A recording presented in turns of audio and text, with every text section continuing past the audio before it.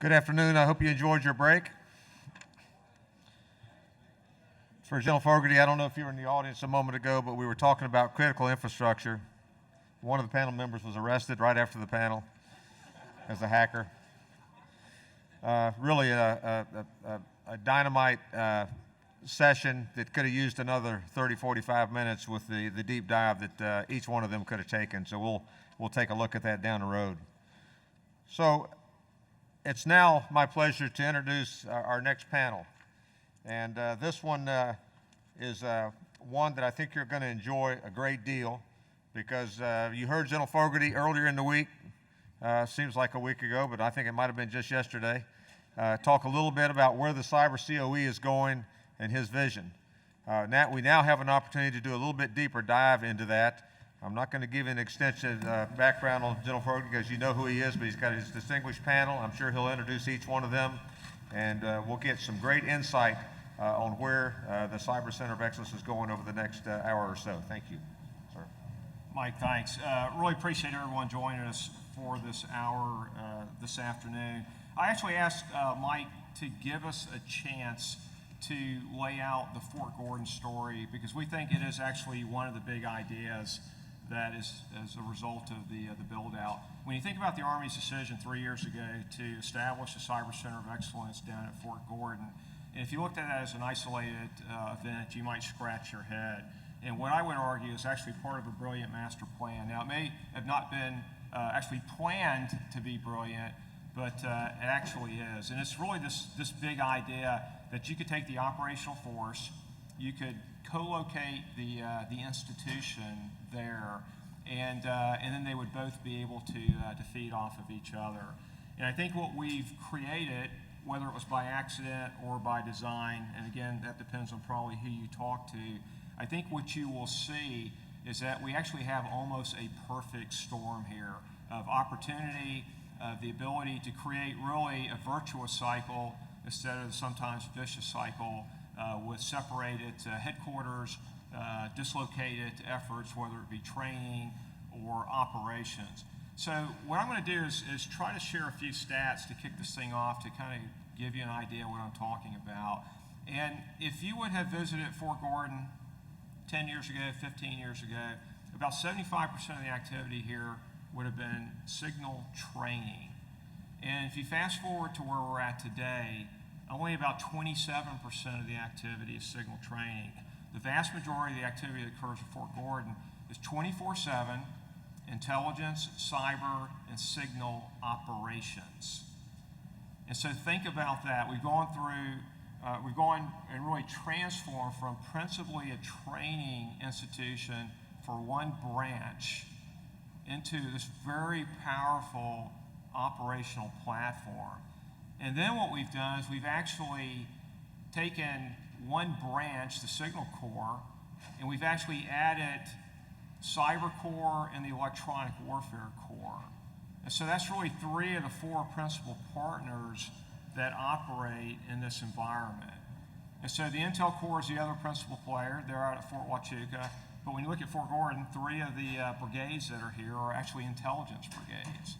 So if we go to the first slide, I'm going to so that's, I talked to you about that yesterday. That's the sign. Actually talked to the leadership breakfast.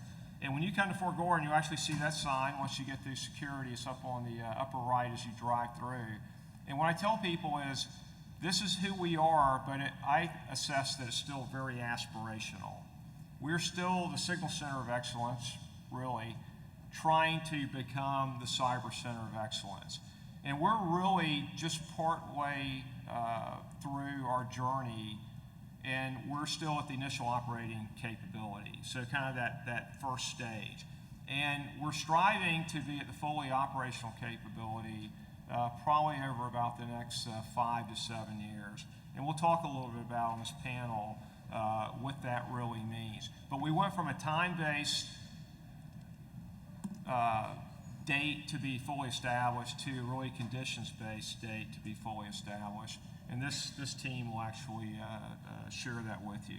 So one of the things I'll do is I'll address, frankly, the panel that I have. And this team actually represents I think, probably the most important parts of the Cyber Center of Excellence and the Garrison, and probably one of our most important partners, which is Dwight D. Eisenhower Army Medical Center.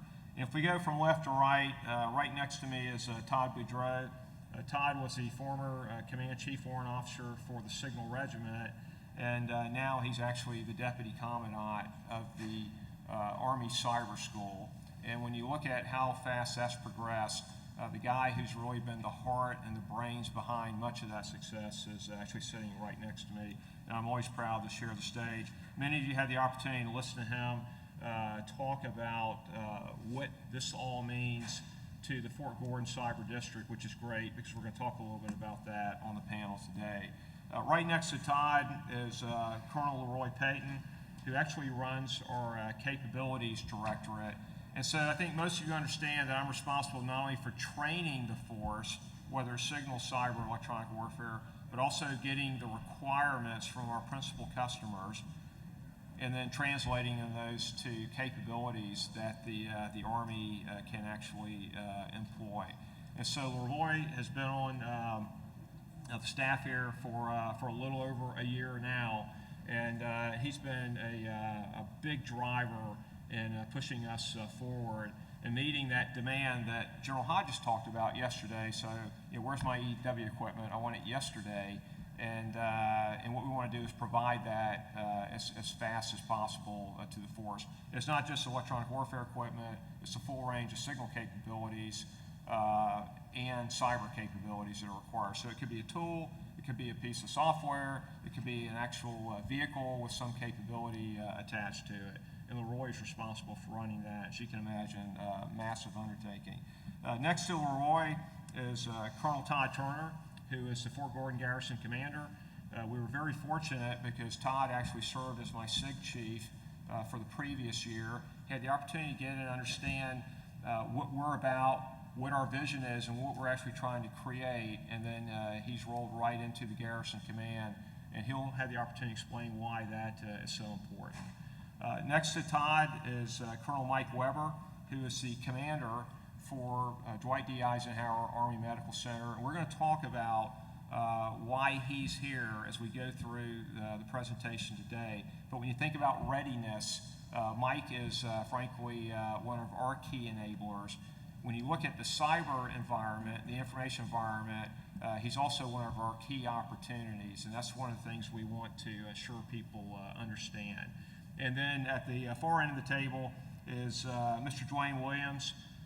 He's held, I think, just about every job on active duty at the Cyber Center of Excellence, actually the Signal Center of Excellence, and now he is actually the Deputy Commandant of the U.S. Army Signal School. And we train about 13,000 Signal students a year, so that's a pretty big pool of soldiers, warrant officers, and officers that pass through here every year. And that's just the resident phase of training. There are tens of thousands that are trained in federated, distributed online training, MTTs that we send out. Todd will train about 150 cyber soldiers this year. Next year it goes up to about 500, and then it just continues to grow from there. And they'll talk about all that. But let's go to the next slide. I'll try to tie this together, which is the idea that Fort Gordon actually has become the Army's newest power projection platform. And so people always challenge me on that. They say, well, Steve, you don't have a railhead. You don't have an airfield. You don't have the traditional yardstick of how we measure power in the military. You don't have armored vehicles, you don't have attack helicopters, you don't have bombers, you don't have submarines here at Fort Gordon. I said, you're absolutely right. So what we have is more powerful than any of that. And that really is the big idea, and it's information. And ultimately, this is all about information dominance. And as we talked about this yesterday, as we've looked at potential adversaries, and we've seen very sophisticated techniques to use the full range of information warfare capabilities, whether it be information operations, whether it be social media exploitation, it be psychological operations, it be cyber, electronic warfare, intelligence, signal, that ultimately it's all about creating effect. And so what happens at Fort Gordon, as we sit here in this room today, is we have hundreds of exquisitely trained soldiers, sailors, airmen, Marines, civilians of all flavors, Department of Defense, and contractors. And what they're doing is they're engaged in a fight right now. And they're in contact with soldiers, sailors, airmen, and Marines that are on the ground, they're in the air, and they're in the sea around the world. So a lot of people say, well, that's just Iraq and Afghanistan. What I'm telling you, we're actually conducting global operations from Fort Gordon. It's the full range of intelligence collection and analysis. It's kinetic operations that are actually being directed from here. And so it's a new way of looking at power projection, and that's what's happening here. And so as we build the infrastructure, it's actually to support our ability to do that. And if you look at the organizations that are reflected on this slide, what you see are intelligence professionals, cyber professionals, electronic warfare professionals, signal professionals, medical professionals, all working together. Now, this is a coalition of the willing. I own, I think, about 5% of the total of the about 26,000 soldiers, sailors, airmen, Marines, civilians that work on Fort Gordon. And that's, I've hit sailors and airmen. Some of you may not realize we have about 1,500 sailors and about 1,500 airmen who call Fort Gordon their home. And they work here, they also deploy from here.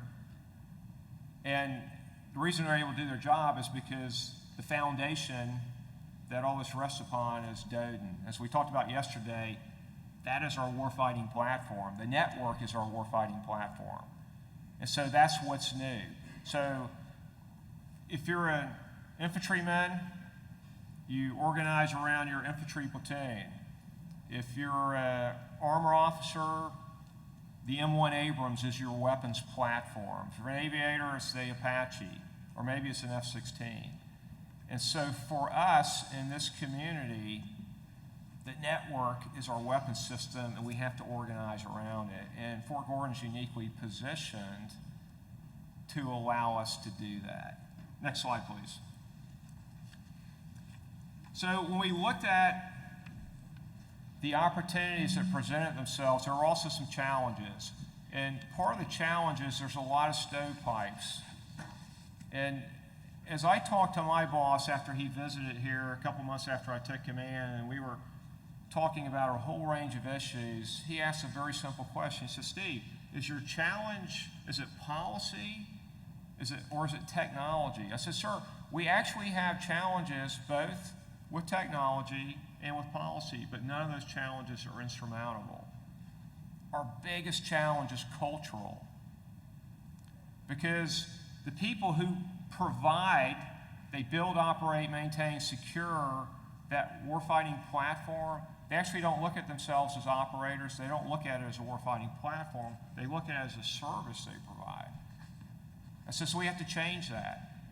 And the guys who are doing the intel collection analysis, they really don't understand their responsibility to help defend that warfighting platform that actually allows all their data to move on. So if we have an unmanned or a manned platform that's flying in Afghanistan or Iraq and it's being worked here, the data off the sensor is being worked here, well, guess what? You're absolutely dependent upon DODN operations to actually get that data to where you can actually access it and you can do something with it. So there's two things you have to do in order to conduct the intelligence mission and cyber mission. You have to have an effective network, and then you have to be able to defend that network.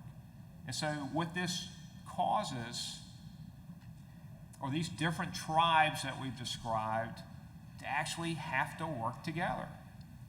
And most people think, so what's the big deal about that? Well, I think most of the people in this audience realize that's really tough. Because we have different funding profiles, we actually have different committees in Congress that actually provide oversight, whether it's an intel activity or it's another type of operational activity. You think about the way MilCon, you think about the way operational funds, you think about the actual separate networks that we have. And so actually what we're asking these tribes to do, really play together in a very, very different way than they've had to. And so we think that's a challenge, but it's also a huge opportunity. And if we move to the next slide, I want to expand this to the region. And there's really 4 primary clusters on this slide. And this is, the classic Venn diagram, right? But what I'm going to try to do is talk you through. At the top are our power projection capabilities. So that's NSA Georgia. It's the Cyber Protection Brigade. It's our Cyber is the operational headquarters when it makes the move down here. It's the Joint Force Headquarters Cyber that's already operating out of here. It's the Theater Intelligence Brigade. It's the Theater Signal Brigade that's here on installation. 7th Signal Command that's responsible for providing communications across CONUS for the Army. So those are those operational units. That is truly the point of the spear, whether they're in theater or they're conducting their operation out of Back Hall or Lucatina Hall or the White Law Complex. And if you look to the right side of the chart, that's the institutional piece. So that's what I'm responsible for, that training, the requirements and capabilities, development. But it's not just me. It's Georgia Tech, it's Augusta University, it's Armstrong State University, our commercial partners that provide so much capability to us, whether it's training or some type of cyber tool or some type of visualization tool for, or big data analytics for the analysts that sit in that top bucket. And when we started to look at this, we said that relationship's pretty clear. And if you look over to the left-hand side of the chart, you see DDMAC. So Dwight D. Eisenhower Army Medical Center. And people have asked me, so why do you even bother to talk about the hospital? Because General Milley is directed at readiness as job number 1. It's our most important priority. There's no other number 1 priority. And if I look at the health and welfare of that force, is to a great extent dependent upon their ability to have world-class medical care. And so we're not treating a lot of orthopedic injuries, but we have behavioral health challenges. So our soldiers, sailors, airmen, and Marines who, as we're sitting here and as we have a drink later on this afternoon, they're in the fight, and they do that every single day, and they're on a shift and they rotate. And some of these real heroes have been doing this for many years, and many of them have been downrange. They require the best care that we can provide because I want to keep them in the fight.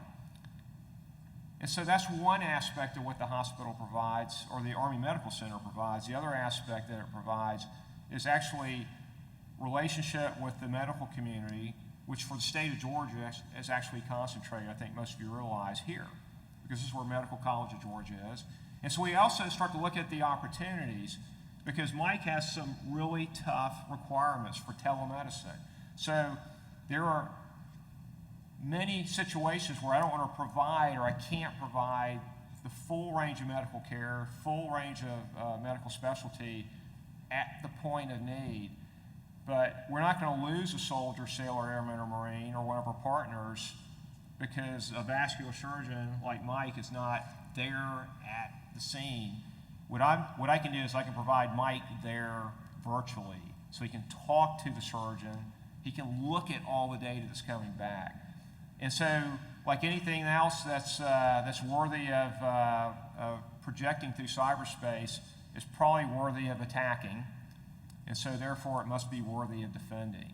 And so we think we have actually the perfect capability to work with very high-end medical, whether it's telematics, whatever it is, telemedicine, then this is a tremendous opportunity for the Army and for the region.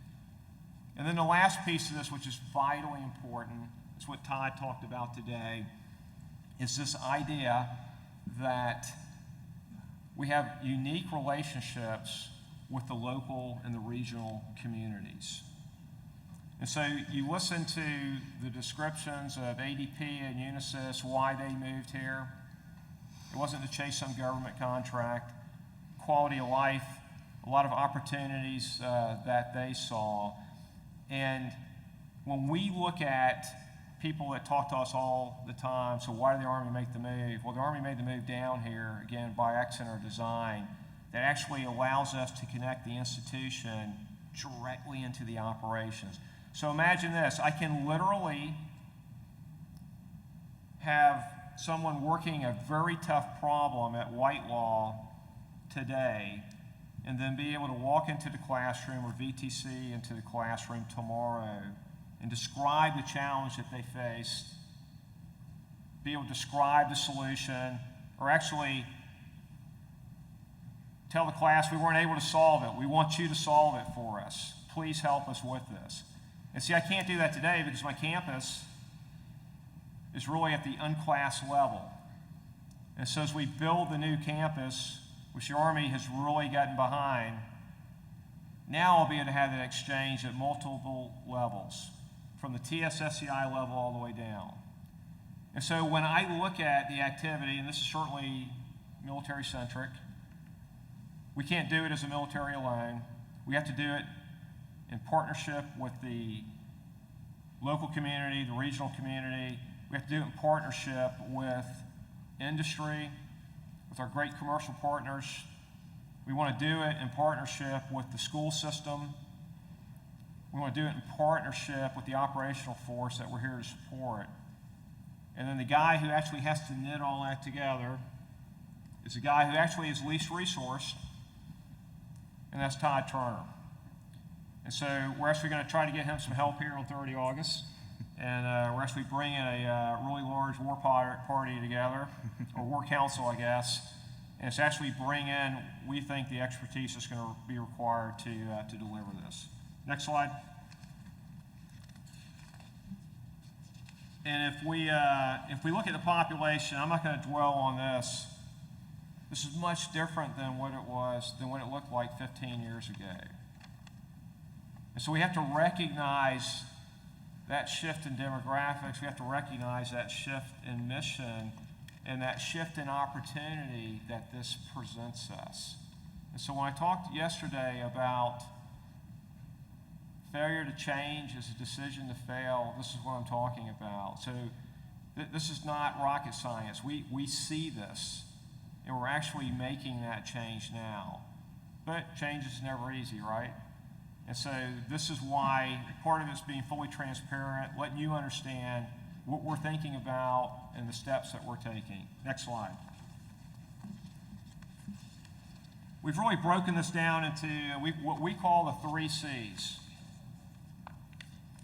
And the first I've already discussed, change the culture. And that's an ongoing effort. The second is build or construct the campus. And what I will tell you, I can't give you an exact figure, but it's in the hundreds of millions of dollars that the Army has submitted for the 18 to 22 MILCON.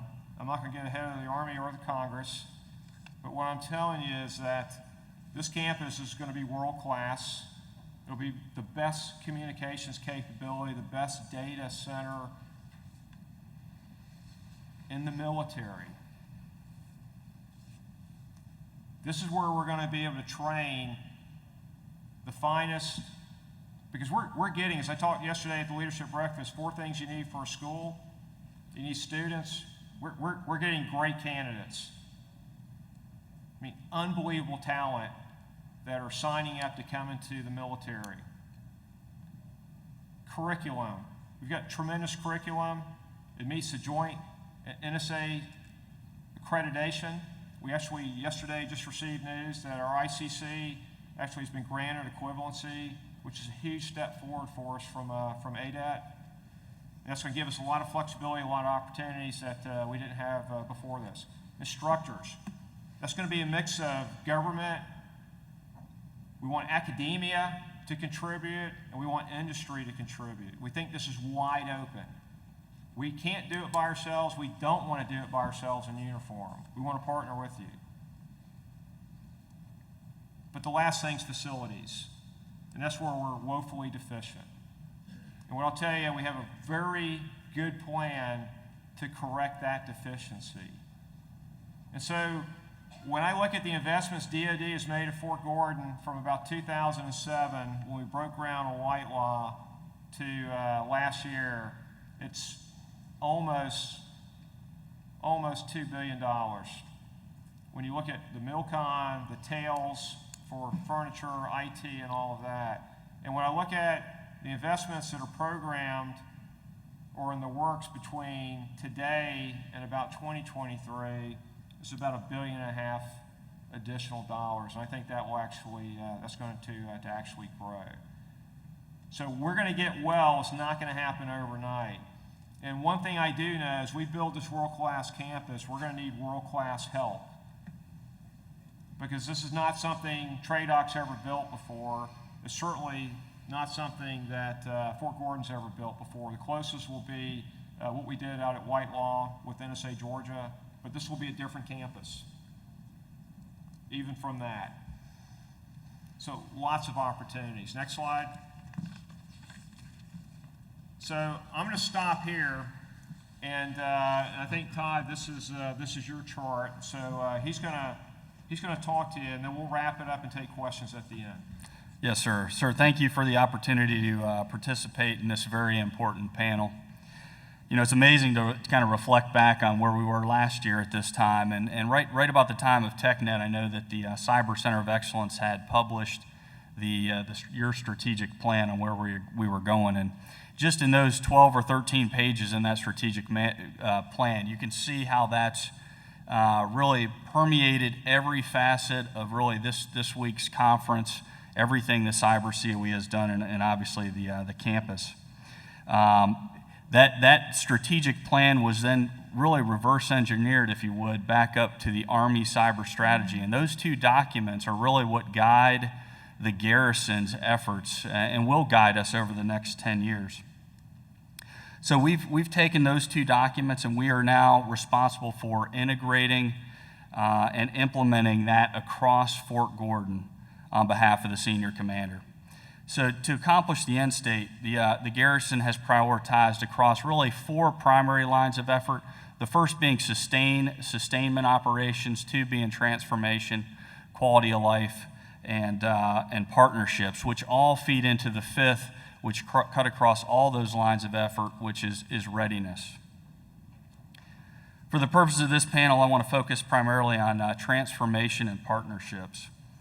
With respect to transformation, it's important to note that as the CG said, really Fort Gordon has been transforming over the past 10 years.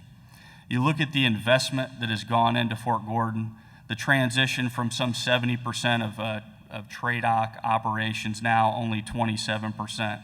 So that inversion of TRADOC training and operational force, the influx of $1.2 billion in construction over the last 10 years, Fort Gordon looks nothing like it did in 2006.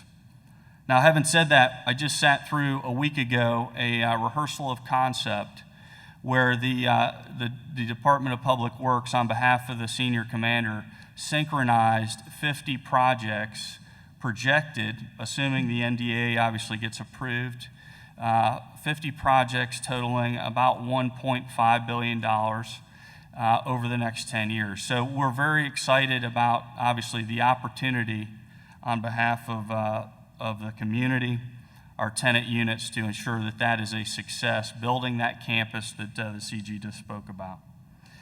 The growth is also on top of a $2.1 billion annual economic impact to the local community, which entails a payroll of $1.5 billion, 15 to 20 million on average that's spent in sustainment dollars, $1 million that goes to the schools in the form of financial aid, and another $165 million that goes into purchased health care. And with respect to partnerships, we recognize that we can't do this alone. And so we are actively engaged across the community, whether that's at Chamber of Commerce meetings, economic development meetings, school board meetings, et cetera. The school boards in particular, I'd like to just highlight our interaction with them. We've established a education committee that meets now on a quarterly basis. All of the local three superintendents that surround, for the counties that surround Fort Gordon, are all actively engaged in establishing STEM programs. I know Dr. Pringle in Richmond County in particular this year has implemented 17 programs that she's standing up across Richmond County. Last week, we had an opportunity to host some 70 school teachers in partnership with the CSRA Alliance, where we brought those school teachers in from all 3 counties, provided them an overview of where we're going, the importance of this transformation, why it's important to build STEM into their programs. We had an opportunity to show them the WIN-T training as well as the Battle Lab, and we're looking forward to next year incorporating that tour into CyberQuest. Additionally, we have expanded our partnerships with Georgia Power. If you know, clean power is very important to our business. Our bill is about $15 million a year, but that's a 2 or 3 times cost savings if we would go somewhere else and use the power that we do. We've partnered with the Georgia Department of Transportation. As many of you may know, in 18 we'll break ground, once again, assuming the NDAA gets approved, break ground on a new access control point, which we'll call number 6 on the northwest side of the fort. That will be an 18 to 20 build and provide access to the growth on the west side of the campus. And Georgia Department of Transportation played a very important role in that. And with that, sir, I'll conclude, but we are actively engaged across the community to enhance these partnerships, and I think our primary role over the next 10 years will be to continue to grow those partnerships while at the same time providing program oversight of this 10-year build and transformation of Fort Gordon. Thank you. Slide, please. So before I start on my slide, about 1.5 years ago, I realized doing a brief that I needed glasses, so I made sure I had my glasses with me. With that said, somebody left a pair of glasses up here just in case I forgot mine, so they will be up here. So CDID, let me explain what CDID actually is. CDID is an organization directorate within the Cyber CoE to get after gaps that identify by going out and talking to the warfighter. So I consider myself an extension of the warfighter in order to get the material, different types of solutions out there to the warfighter. So you've heard from a majority of my group, the TICMs, or the Trade Out Capability Managers. We have 4 of those. You hear from the Cyber Battle Lab that is getting after and supporting the TICMs in order to get the right solution out to support the warfighter. And also I have 3 other divisions within CDID. All of the divisions are 06 level division that get after the problems and the gaps we identify. With that said, I'm just going to highlight a couple things. As you know, a lot of people have been asking about FM 312. Bottom line, we're going to publish FM 312 here. We're looking at first quarter FY17 to put that out. That is a year later than we expected, but we have drafts out there with the force so they can have something to look at. As far as 3-14 Army Space Operation, our job is to work closely with SMDC to review and make sure we are all in sync as we move forward to satisfy different requirements. The second thing is the Tactical Signal Force Restructure Proof of Concept. So the Chief of Staff of the Army recognized issue as far as providing security communications out, effective communication out to the force. With that, he directed a pilot to be conducted. There's 3 courses of actions for this pilot. The first course of action is Division Signal Battalion, and that's going to be done by 3rd ID. That's consisting of over 230, 240 people coming in to stand up a provisional signal battalion to get out there and see how that worked. Another proof of concept course of action is enhanced G6S6, and that's consisting of over 200 people as well, and 4FID is responsible for that course of action. A third course of action is a JCSE unit, and JCSE is providing that for us as a proof of concept as we move forward. The only thing that we've finished so far is the JCSE. Went out and did the first of two exercises that we're going to assess, and at the end of this assessment, we're going to go back and brief the Chief of Staff of the Army on the way forward, give them different options. As far as the EW, Seaman Pilot, bottom line is we got a lot of tools that we looked at. You're familiar with CyberQuest. It's been mentioned several times. We did extensive, about 3-4 hours yesterday, talking about CyberQuest. But basically, what I want the audience to know, that is just one way of we getting after what we need to do in order to find the gaps and fill the gaps. And what we do is look at not existing capabilities, but future capabilities to fill those gaps. So industry plays a key part in that. We have soldiers coming down from different units to participate, but at the end of the day, it's all about what industry can do to bring that, work that partnership. For the sake of time, I'm gonna just jump over and talk about future technology. Nanotechnology, low orbit satellites that you can just shoot up, not go into actual space, but provide that coverage for the tactical warfighter out there and the commander to give them, extend that communication range. We're working on different things like the maneuver radio, two-channel radio, man-pack radio. We're even looking at a small airborne radio that will fill, extend the range of the maneuver radio when it comes to the aerial air. And again, if I could make one more plug for CyberQuest 17, we started that planning already. We will be shooting information out to you and tell you exactly what we need to look at for next year's for this exercise. That's all I have. Thank you.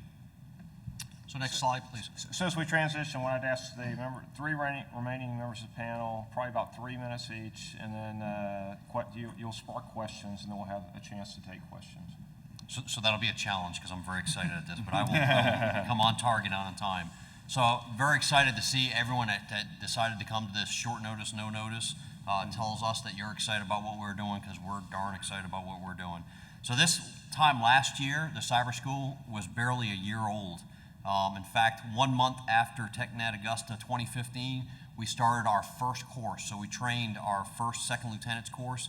I'm happy to report that a year later, through hard work of folks like Mr. Tom Barnes and his team of Iron Majors, Lieutenant Colonel Promotable Chris Wade, Mr. Sean Beauvais and his professional personnel proponent team, and then under the inspiration and enabling leadership of folks like Colonel Promotable Jen Buckner, Colonel Ken Rector, who just arrived, and Major General Fogarty, we've been steadily building as the chart shows.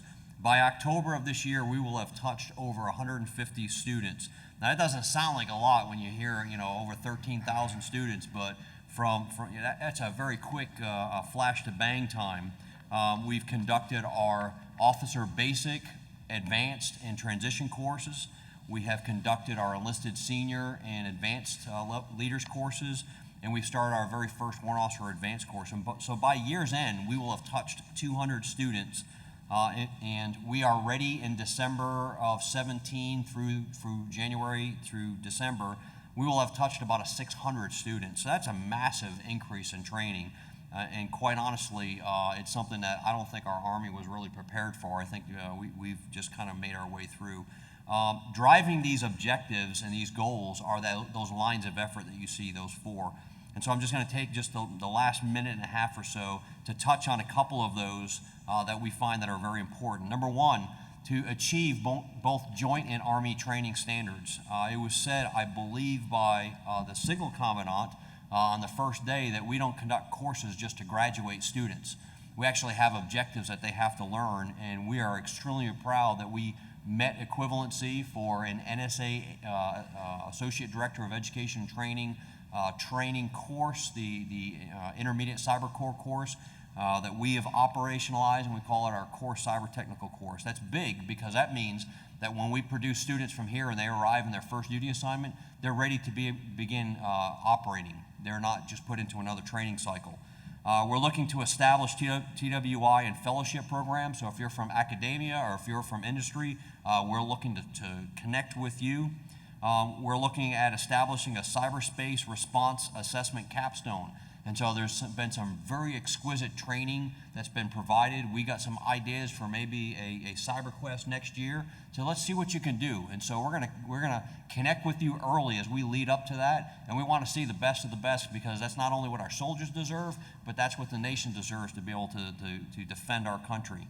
I'm going to kind of end with the note on that line of effort number 4, establish the culture. We've got a unique opportunity that within the Signal Corps or in the Cyber Corps, we're brand new. We just started. And so we're going to establish that culture. And as we do that, we're already integrating the electronic warfare workforce into the cyber branch. Now that's integration, that's not replacing. Electronic warfare is extremely important, as has been mentioned throughout this whole thing. So we're establishing a culture of cooperation. And by doing that and being kind of the new man on the block, if you will, the very small corps, we're also not just establishing our culture, but we're helping to change the culture that General Fogarty has talked about. And so our cyber electromagnetic activities, so our nation's motto is e pluribus unum, out of the many one. And I'll tell you that is what SEMA is. It is e pluribus unum of the Army. It is out of the many coming together and providing one coherent, converged force that cannot be split, cannot be divided. There is no seams that can be seen as vulnerabilities from the adversary as we conduct this ahead. So I'm really excited. I'm really happy that you chose to be here. I'm looking forward to the questions you might have, and I'll end at that point. Next slide, please. Sir, thank you for the opportunity to represent the military, the civilians, contractors who work to develop training, execute training, and then assess the training for not only soldiers, but sailors, airmen, Marine, and our international partners on a daily basis. So we've talked about our network being a platform, a weapons system, and you've heard that over the last few days. As we've looked at that in the Signal School, we realized that as the Cyber School talked about establishing culture, for us it was really changing culture. There were certain things that we did to install, operate, and maintain, but as we look towards the future, it was really more about how we plan it, how we build it, and then how we defend it. So we realized that our aperture needed to open up a little bit more to ensure that our team understood the requirements for cyber defense. Not only that, we focused in the past primarily at the upper TI level, but really getting down to those battalions and all that signal formations that we have outside of our normal signal formations. For example, we talked about in the past, we called it user owned and operated, and the term today we use is general purpose user.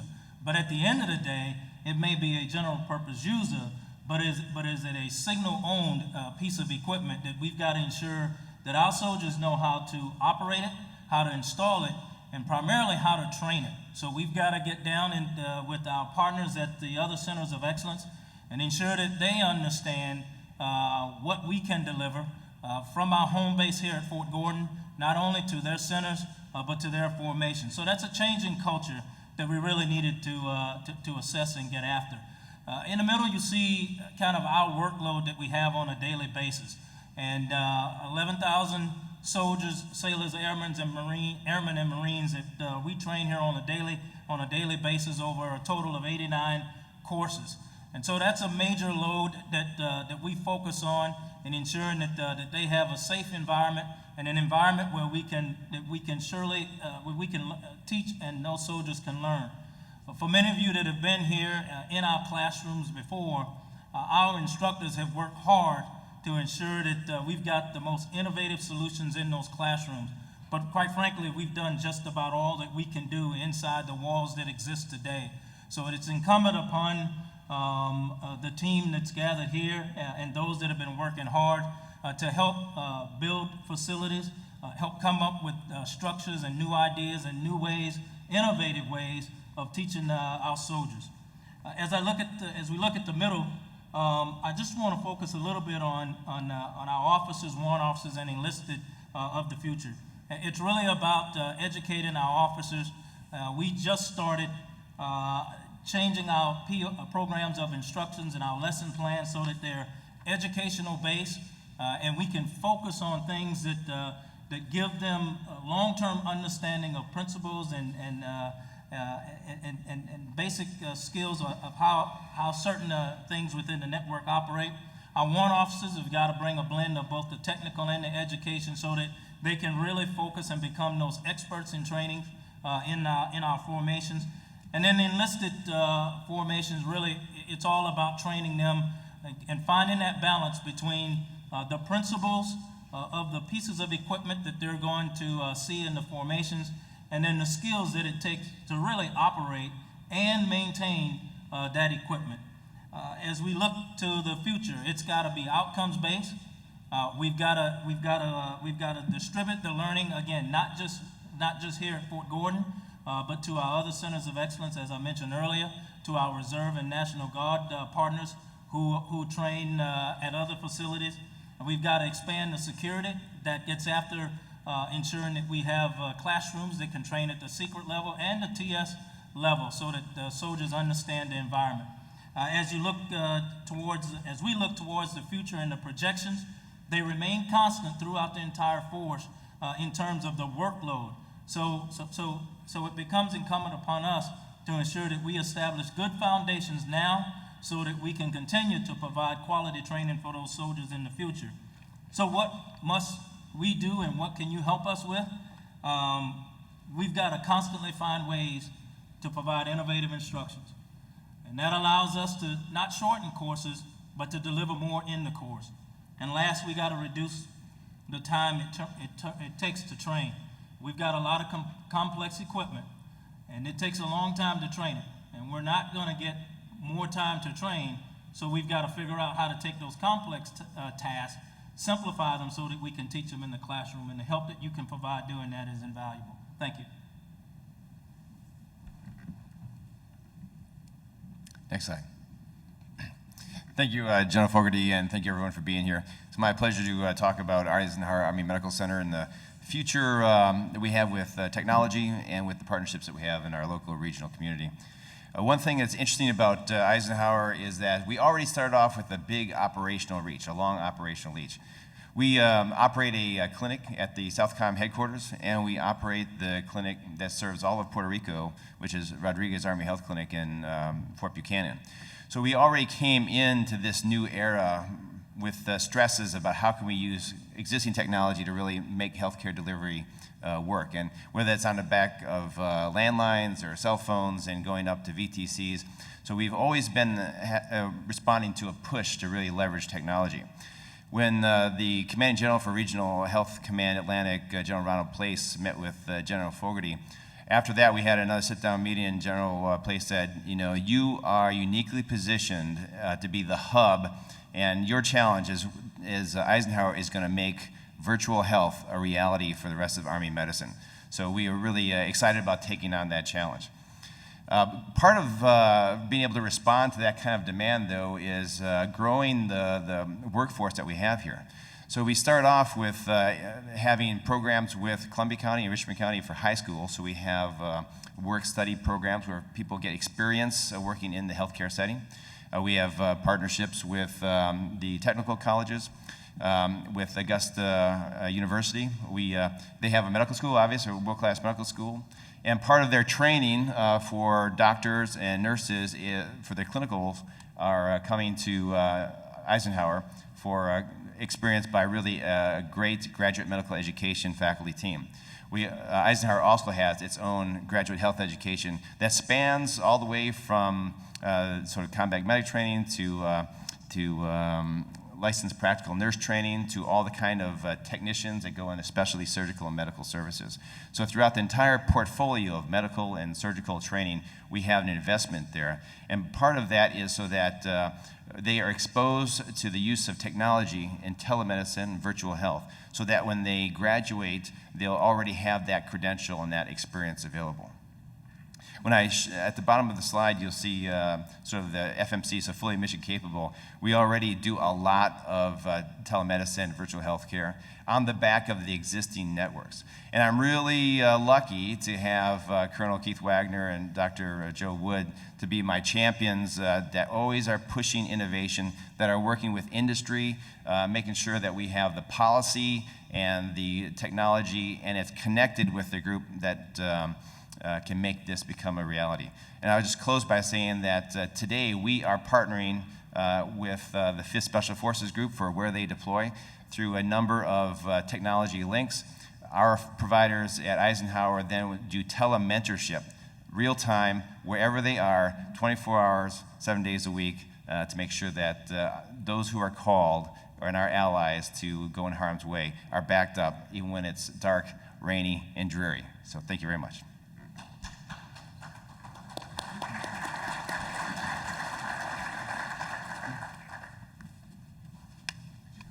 Okay, sir, the first question from the email is, how is the Cyber CoE, both the Cyber School and the Signal School, looking over the horizon to overcome the latency in doctrine development, perhaps looking into organizations like SANS Institute or the MIT Harvard Open Curriculum Project and incorporating those dynamic resources into the development of the DoD cybersecurity workforce?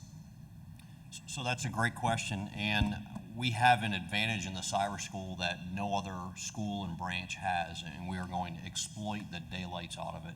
And that is a significant amount of the Army Cyber Corps soldiers are stationed in and around Fort Gordon, Georgia.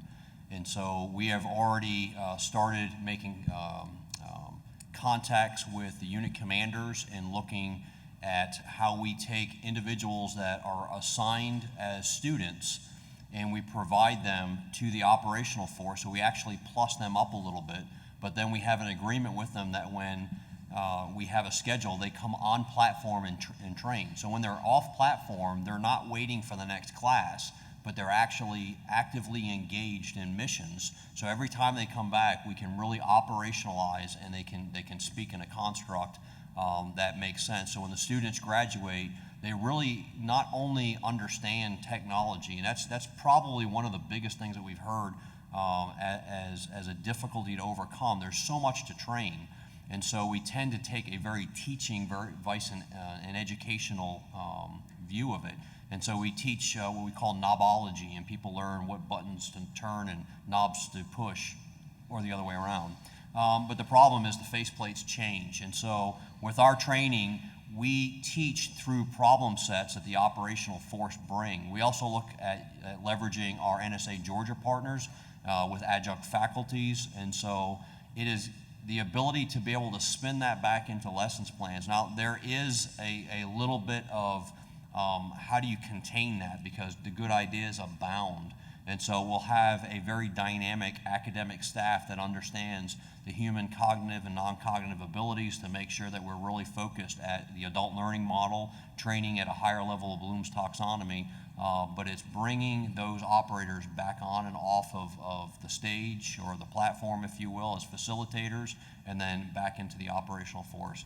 I think other branches can start doing some of that. It's very difficult for them, but with technology, I think we can bring, as we bring adjunct professors through VTC and other technology means in to facilitate discussions within the Signal Schoolhouse and some of our other TRADOC schools.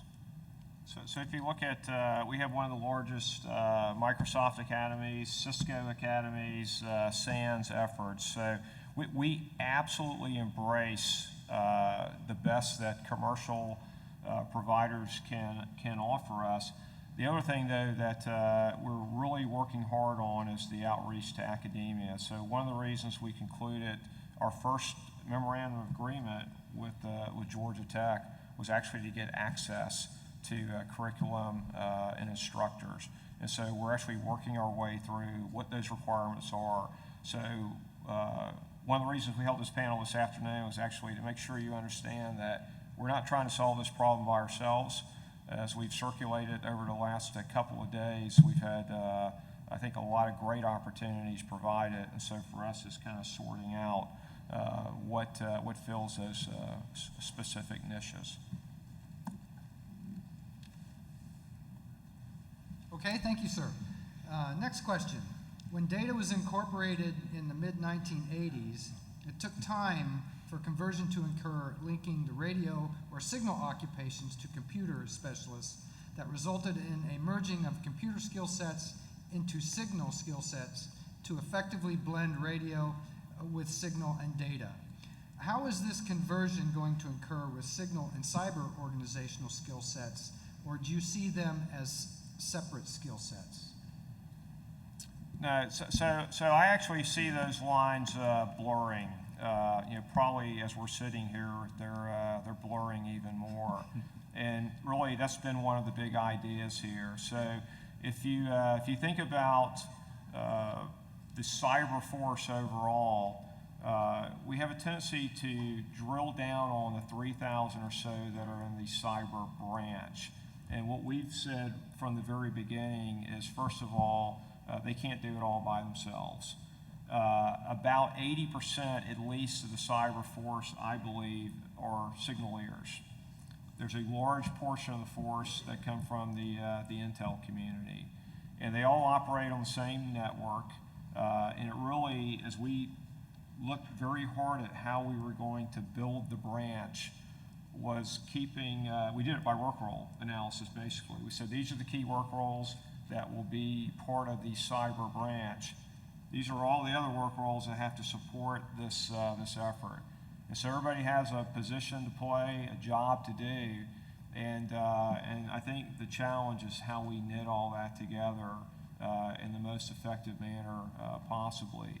The other thing the Army did is, first of all, we're the only branch to establish a cyber corps. We also made a strategic decision that we would not train people to do defense and train another group of people to do offense. We trained one cyber soldier who had the ability to fit in either role. So we think that was very important. And then I think the last thing, and NSA really helped us with this, although I think leaned in pretty hard, is if you look at the Army's teams that General Barrett briefed yesterday, they're all combined arms. Each one of them is a combination of signal, of intelligence, of cyber, and actually in some case, fire supporters. Sir, if I can dogpile on that. So I think sometimes there's a misunderstanding of convergence, as if you go into convergence and you're sucked into the void and everyone loses their identity. That's exactly what this is not. Development of individuals is not just training, it's not just education, but it's developmental experiences. And so all soldiers come in as E1s or as second lieutenants, and the class of individuals that we're all looking for, military intelligence, signal, cyber, EW, IO, fire, space, we're all looking for that same class of individuals. And either one of them could have gone in any other school. But 10 years later, based on the developmental experiences that they have based on their assignments, and bringing that exquisite capability and then melding it in, again, e pluribus unum, the power of the collective becomes powerful. And so the lines become blurred because we're operating in that same space, and if we're not careful, we become fratricide in ourselves, and we're our own contested and congested adversaries. But the capabilities are significantly different 10 years, 12 years into the development of the soldiers. And so the exquisite capability that the Signal School trains and educates in their experiences are to maintain and to be able to secure that DOTN, as was said again by Colonel Edmondson, maybe that was a premonition, the Signal Commandant, that who best to secure the network but those that understand it. Absolutely. The cyber branch is not focused specifically on the network. They're trained to maneuver through that network, and they're very focused on the threat and how we eradicate the adversary, that threat from the networks, and when given orders to and authorities to affect their cyberspace. And the intelligence community are experts within that space, because that's the space that the adversary sits. But they go to an even greater extent of understanding the personalities, their connectivities, their profiles, those networks. And so it is the power of everyone bringing their capabilities into this and then being seen by the adversary as just one massive capability that's just rolling over them. That's the power, and convergence is not a loss of or an anonymity. Is it just the opposite? It's bringing all that together. Okay, thank you. This will be the last question. Is the Cyber Center of Excellence working on establishing contract vehicles with the right scope to get the support they need from industry? Yeah, I think I'll take that. Yeah, I actually think we are. This is we've taken probably about 5 years' work under normal Army processes, and we've kind of compressed it almost into about 18 months. So the good news is we've been doing cyber for a long time. It's been in different locations. It's been pretty distributed. But we had a lot of help from NSA. We had a lot of help from Cyber Command, from Army Cyber. We had a tremendous amount of help actually from the National Guard, because that's who stepped up to take the ADET blocks of instruction and actually bring them over into POIs that the Army could actually recognize. So, and as I start to look at the effort that Todd started with the cyber capabilities, right now, if you look at 150 students that we trained in FY16, we don't require thousands of instructors. What we require are some very precise capabilities. So as I talk to people about, because we've also been asked, why did you conclude an MOA with Armstrong State University? We said, because they had a capability we're very interested in. It's a world-class forensics capability. And so, that's what I want. That's what I want from them. I don't want general IT, general computer science, because I think we can meet that requirement. And so, what we would ask, and the way we've tried to scope the contracts we've written, are for those very precise requirements. And so, when you talk to us, as we've circulated around the floor over the last day and a half, and it will obviously continue tomorrow, that's what we're looking at. What makes you different from everyone else? I've talked to a lot of people, talked about big data analytics. We've talked to a lot of people about a range of issues. And sometimes it's very hard to understand the difference between what you provide and what the guy we just talked to provided on the same topic. So that's one of the things we would ask that you share with us and that you would offer to us is, what makes you unique? What's your read on how this is all developing and how you're actually getting ahead of it and not just following the pack? And I think it's going to be kind of that perfect match. The reason Army Cyber Institute exists is really to have continuous or persistent outreach with industry and academia to keep us from being surprised. And that's what I would ask you to do is I'm actually very happy to be surprised by the way you think things are going, the way you think we should be looking at the problem, and frankly, innovative ways of either providing training, providing an answer to a very specific problem. Yesterday, as we stood up and laid out our key capabilities gaps, those are some really hard problems. And in some cases, your company may answer a part of that, and we need to hear that. And then we may try to link you up with someone who can answer the other piece of this. Because I think as we go forward, and this is one of the things we learned from Cyber Blitz, I think actually a lot of our industry partners learned from Cyber Blitz, is there's a lot of talented people out there And it was those really niche, or what you may consider niche capabilities that were of the most interest to us. So, John, thanks for moderating again. Sir, that was our final question for the panel. Please welcome Mike Warlick back to the stage to thank the panel on behalf of AFCEA and our audience.